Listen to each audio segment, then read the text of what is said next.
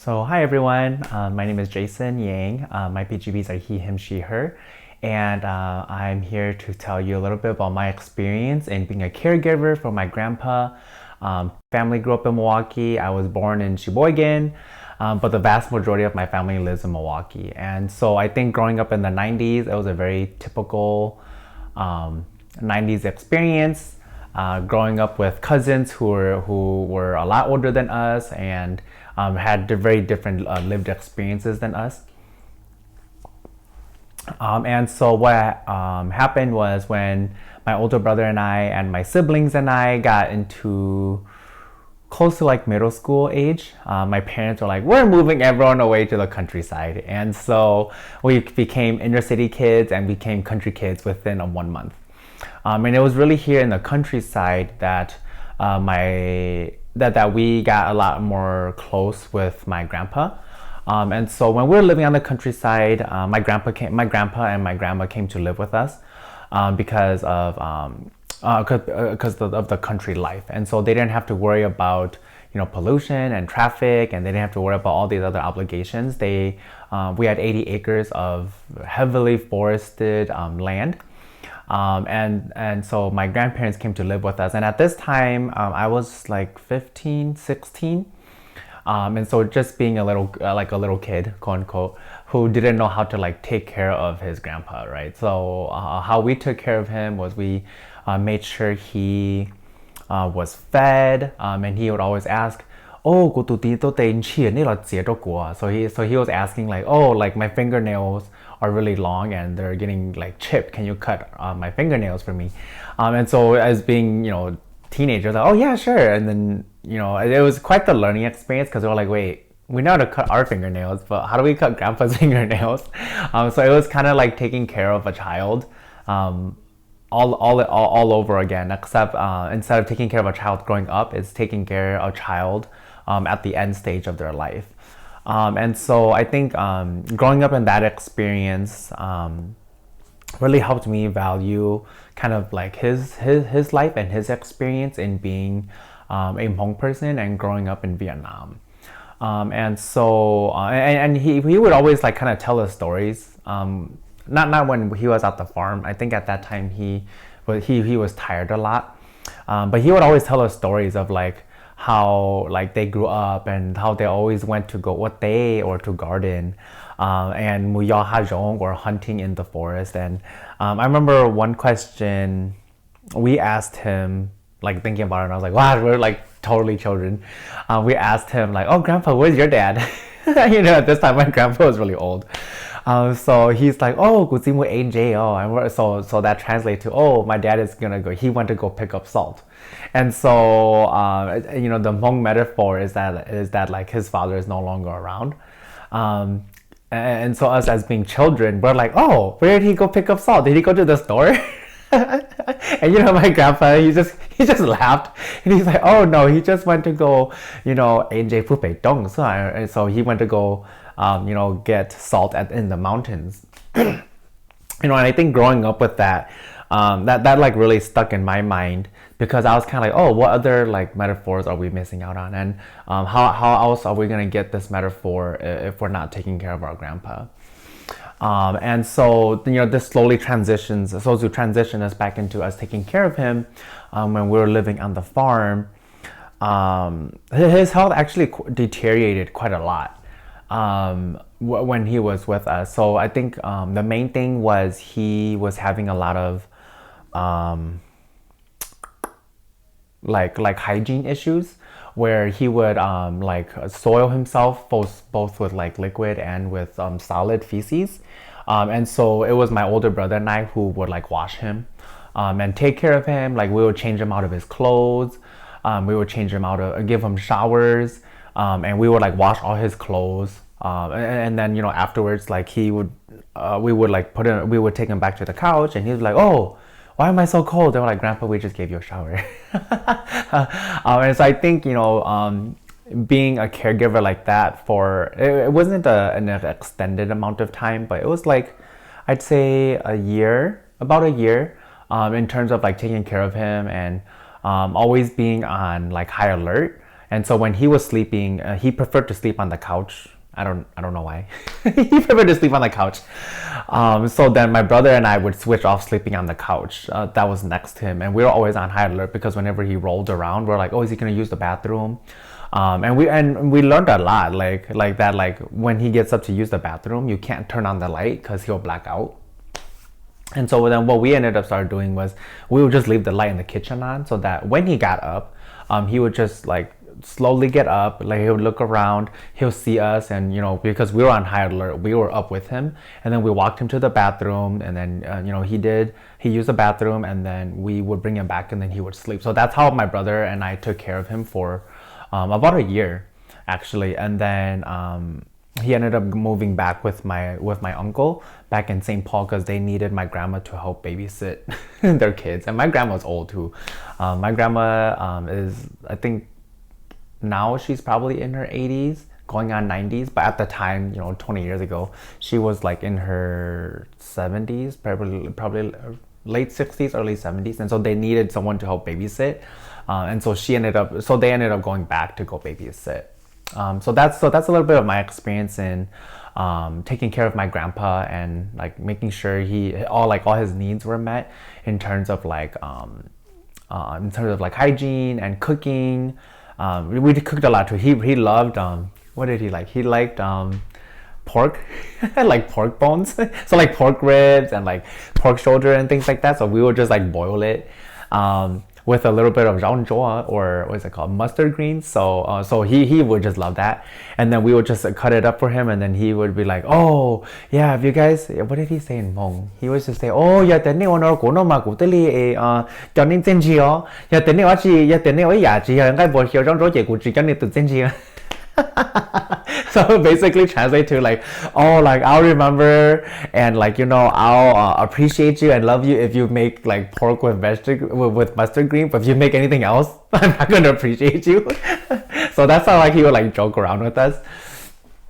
And so we're like, okay, well, grandpa likes pork, so we're just gonna make pork and veggies with him all the time. And so that's kind of how we took care of my grandpa. And I think the value in that is that it made us realize that like our parents and our elders are slowly all starting to pass, right? And so really thinking about the loss of knowledge between generations, and I think I think the saying goes that like your parents know 10% of what your grandparents know, and you will know 10% of what your parents know, right? And so I just so I think about the loss of like generational knowledge and like the loss of like what it truly means to be like Hmong and Hmong values, and like all of that gets lost every time like a generation passes.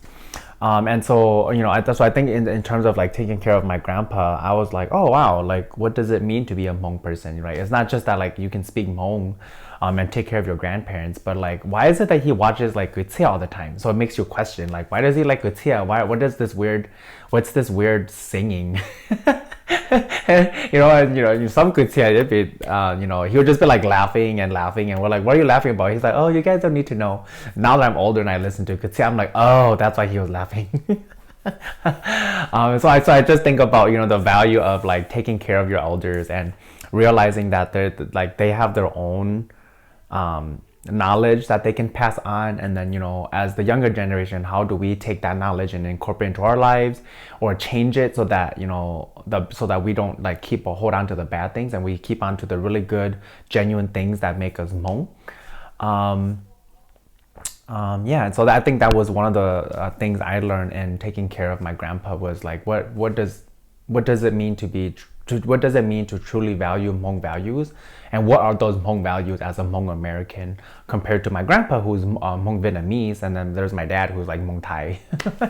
So we all have different like values of Hmong that are kind of intermixed with like whichever geographical location we grew up in. And so I think that's one of the values that I've taken away in terms of like taking care of my grandpa. And so I can share a little bit about how even though my grandpa was at the end stage of his life, that we still saw him as a whole person, and he still saw himself as a whole person. And I think a lot of it goes into like storytelling. My grandpa wasn't too much of a storyteller, but he liked to like share with us like his life experiences growing up. And he was also a shaman. And so like he would kind of share those experiences. And so one example would be I think when he was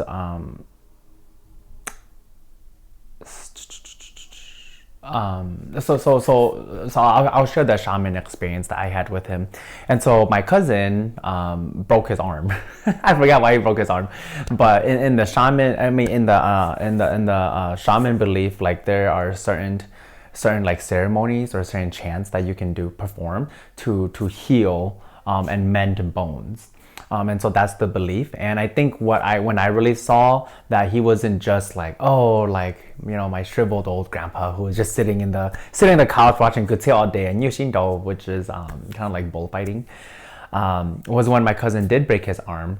And my uncles, before even like taking them to the hospital, he was like, oh, we have to go over to grandpa's house. And we have to, grandpa needs to perform this ceremony. And us, at that time, we were already in high school. So we're like, he has like a broken arm. Just take him to the hospital. Like, we don't know what you're expecting this little old grandpa to do. Like, he doesn't have medical equipment, right? But then as soon as they asked him, he was like, oh, I need a bowl of water, and I need this, and I need this, and this, and this. And my mom was like, oh, okay, cool. She just went to go grab all the things. My grandma was freaking out. She's like, oh my God, his arm was like bent. Like if you look at it, it was like a U. So it was like legit broken. So my grandma was just kind of freaking out. My dad and the uncles are just kind of like, okay, we need to figure out next steps. And then my grandpa's just like, oh, just grab me these things. You know, and my mom went to go grab it for my grandpa, and then he like performed his ceremonies. Like I didn't see anything happen, you know, because we were just kind of like, what's grandpa gonna do? But after he performed his ceremony, my cousin was like, oh, it doesn't hurt anymore. But it was still obviously broken because I think at that point, he needed medical attention. And so, but after my grandpa performed his ceremony, he's like, oh, it doesn't hurt anymore. And then my uncle was like, hey, okay, now we can go to the hospital. And that's when he got like braces in and his arm was mended and stuff. And so I think, you know, that was like a clear example to me of that, like, oh, my grandpa isn't just, you know, an elderly person, but he has like all these skills and knowledge that isn't being passed down to us. And he actively chose not to pass down to us because he told us this one time. He's like, you know, if you're gonna learn like my skills and things like that, like you guys can't hit people. And we hit people all the time. Like when I'm like talking to my friends, I'm like, ah, you know, and he like never hit anyone. Even when he was younger, like if he needed to like move people aside, he never used like his palms. He was also kind of like, oh, good law. So he would just kind of use the back of his arm to kind of like brush your shoulder and like brush your back to move you out of the way. And he shared with us that he's like, oh, like I can't teach you my skills because you all are too aggressive as like Americans, that you're just going like hit people and then you're gonna like end up hurting people like spiritually. And so he actively chose not to like teach us because we're too aggressive. You know, so I think, you know, that was like one clear example of like, oh, this is how he is a whole person. He's not just sitting here in the couch all day. Like he has all these skills and knowledge and experience, and he understood medicine so well. He can look at a plant. He's like, oh yeah, that plant's really good for this and this and this. Like, oh, that plant's really good for this and this. I'm like, that's an elm tree. But okay, great. Let me go Google what the medicine behind the elm tree. I'm like, oh dang, my grandpa's right. Like elm tree does have elm trees, especially the bark and the leaves. Like they do actually have quite a lot of medicinal benefits. You're not, you know. So I was kind of, oh wow, like he actually knows like a lot of things just by looking at plants. And I think a part of that is like experience, but part of it is also like his, in being a shaman, like his spirit guides told him like, oh, that's what these plants are for, and this is the medicine that, this is what the medicine is for. And so, yeah, so that's a little bit about when I saw that he was more than just an elderly person, but that like he had, you know, a lifetime of knowledge. So my grandpa passed away in 2008, and I think what it means to be healthy aging is to stay connected to your community and stay connected to your roots.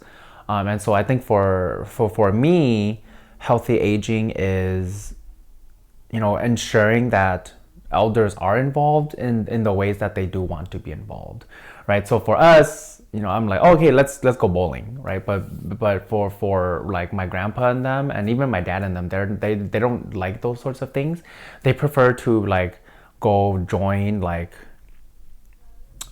ceremonies. So like they prefer to go join ceremonies, like be with family and be with uncles. You know, they like watching like watching children run, and they're like, oh hey look, remember when you were all that little? And I'm like, well no, I don't remember, but I can relate because I have vivid memories of me running around just like my little children, just like my little cousins. So I think healthy aging. So that's one, is to stay committed, stay connected to your community. And then two, healthy aging is being involved in you're being involved in activities that you value. So it's not just like staying connected and like talking with folks in your community, but actively participating in events or activities that you really value. So for my grandpa, because he was a shaman, he really valued like religious ceremonies, and he really valued respecting like nature and respecting the space that we were in. So he was like never loud, and he was like never like disrespectful when we were like in the woods or like anything like that. He just like kept to himself. So I think, for him, we tried to keep him as engaged and involved as we can, until like his health was receding where he couldn't like walk and stuff anymore. But we would like sit with him. We would like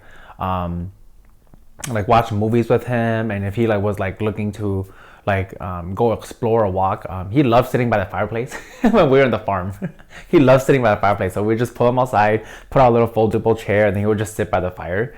Yeah, so I think there are a couple of things that come into play when it comes to Hmong elders not utilizing services or resources that will help them age well. The first one is, first is always language. There's always a language barrier, because our elders are not fluent. They're not fluent in English. So there's always a language barrier. And then two, activities aren't geared towards elders. When I used to work with elders in La Crosse, and we were trying to like take them to go exercise, they're like, why are we sitting in this room carrying out weights when we can go garden? And so we had to like revamp our entire like elders program to really cater to what they wanted. And what they wanted was to garden, and they wanted to go hike in the woods, and they wanted to be out in nature. They didn't want to be in a gym like working with like 1 pound dumbbells, because that wasn't fun for them. But they preferred to be out in nature. So I think the second reason is like these fitness activities aren't catered on specifically for Hmong elders. And then the third thing is like they don't know. I think confidence comes into a lot of play when it comes to trying and doing new things.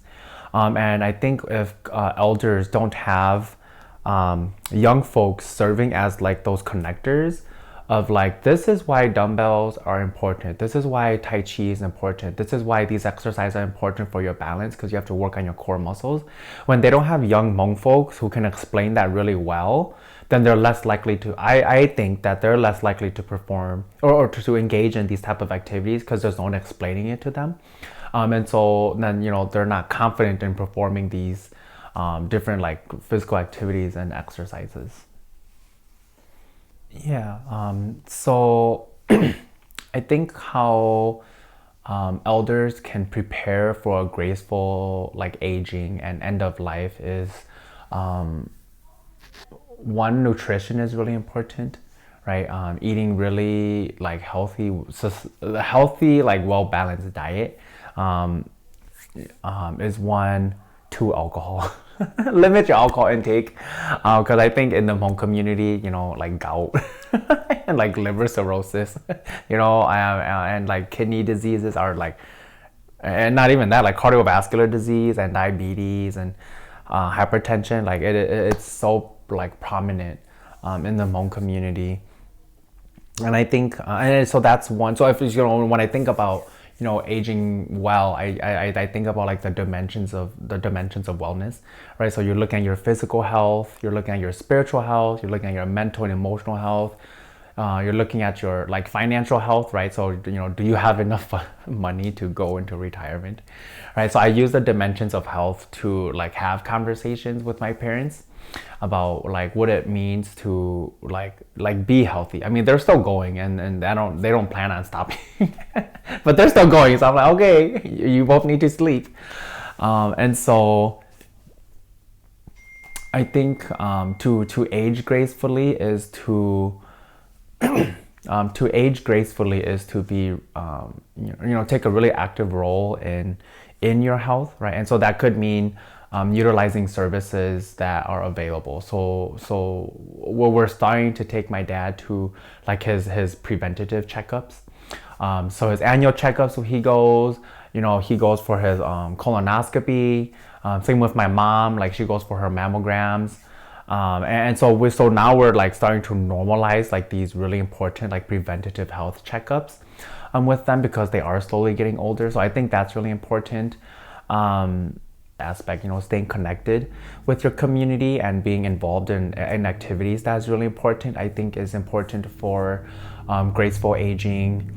I mean, I don't plan on having children, but I know a lot of elders, like they want to be grandparents, right? So that could be something that could assist with healthy aging, is to be